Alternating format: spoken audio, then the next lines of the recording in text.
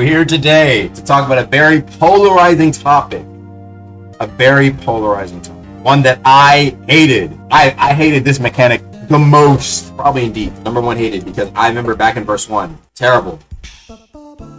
It felt awful trying to prog and having to realize that your build at the time was just not going to be as good because you ran into luck. Let me explain why luck was so bad real quick.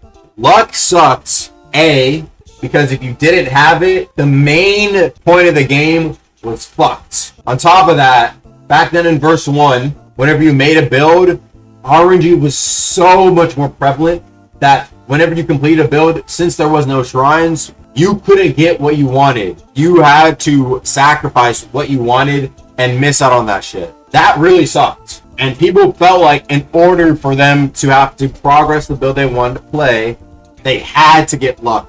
And on top of that, you had to get luck when you started off as a freshie. It was very difficult to kill corrupted mobs in the depths as a freshie. It took too much time. And on top of that, a lot of people end up going into Chum to get luck. But today, chat, I explained to you Luck 2.0, the return of luck in debug. But it's not what you think it is. Let me explain. Luck really sucked because A, it was tied to progression, especially at a time when progression felt terrible and everyone hated it. But now, progression is fine. However, let me say one thing, okay? If luck comes back, it won't be for progression this time. Yesterday, chat, we were talking about it. Whenever we have a majority of players kind of going into instant servers for content, it's not very healthy. So, whenever you finish a build in debug, when you're at that end game state, what happens most of the time?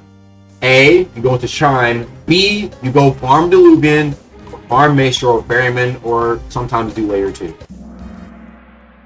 If you take a look at it, right? Let's just say this is all of Deboken's players right here, 100%, right? I'd say this amount of people are actually in the overworld after they complete a build. The rest, I'd say, is instance content. It might be something like this, and maybe this. PvE.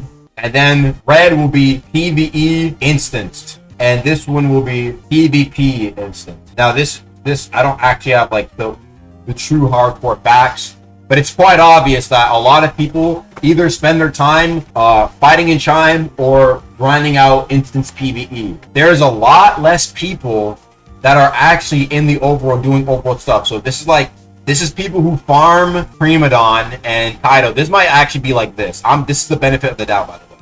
And this is people who gank.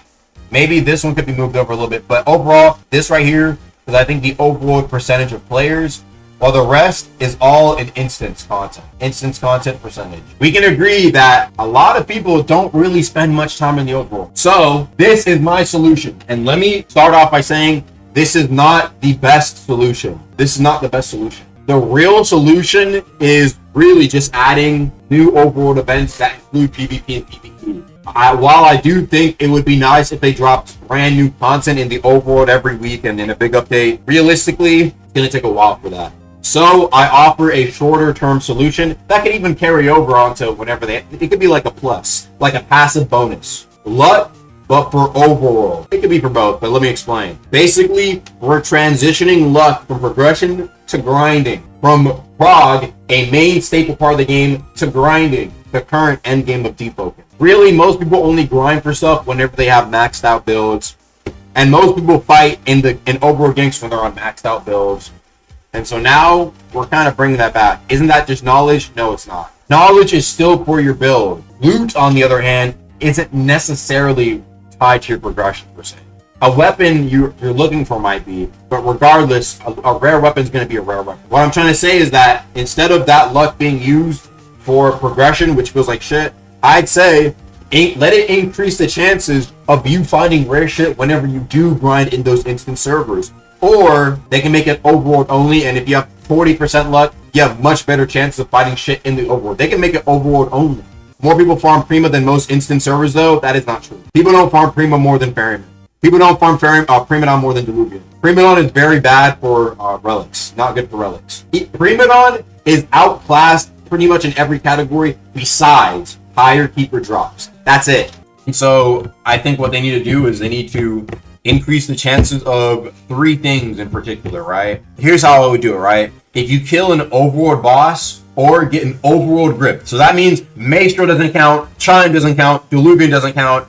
If you get an overworld grip, kill an overworld boss, you get 3% luck. Same how it always been. If you kill somebody with luck, you can still also 3% of this shit for a max of 6. Regardless, right? This is only for power 20s. Freshies don't get it twisted, right? Literally, it would just be for power 20s. But what will happen is that whenever you start getting this luck, you'd probably have like a max of 20, 30, 40%. Same thing how maybe how it was before. And all it would do is just buff your chances by that luck percentage, right? It would buff the chance of you getting 3-star gear and weapons. It would buff the chances of you getting legendary weapons and rare items like Kaido Tooth, Monster Mantra drops, even things like Worm Tooth, right? And it would buff the chance of you getting relics by a percentage, right?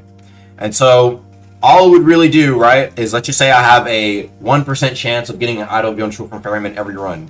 Now, if I have 40% luck, it goes to 1.4. Might not sound like a lot, but over time, it can make a pretty decent difference, I think. And what will occur is that, in my opinion, you'll have people going out and actually engaging in Overworld to increase their chances at getting good loot in instance servers and even in Overworld servers. Sounds mid? You say that, right? But I guarantee you, if there is a way to increase your luck, people will do it. People will do it. You might be like, oh, what? That's nothing.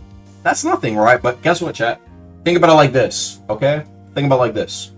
A lot of people are like, oh, 2 times chest weekend, yo! But guess what, right? That only increases your chances of getting that out of your show from 1 to 2.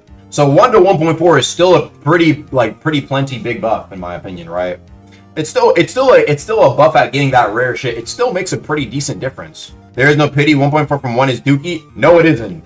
That is not true. People fucking get excited over 2 times chest weekends. I don't think it should be anything too crazy. You know why? The reason why I don't think it should be anything too crazy is because I don't want people to feel like they're missing out on too much if they're not engaging in Overworld content.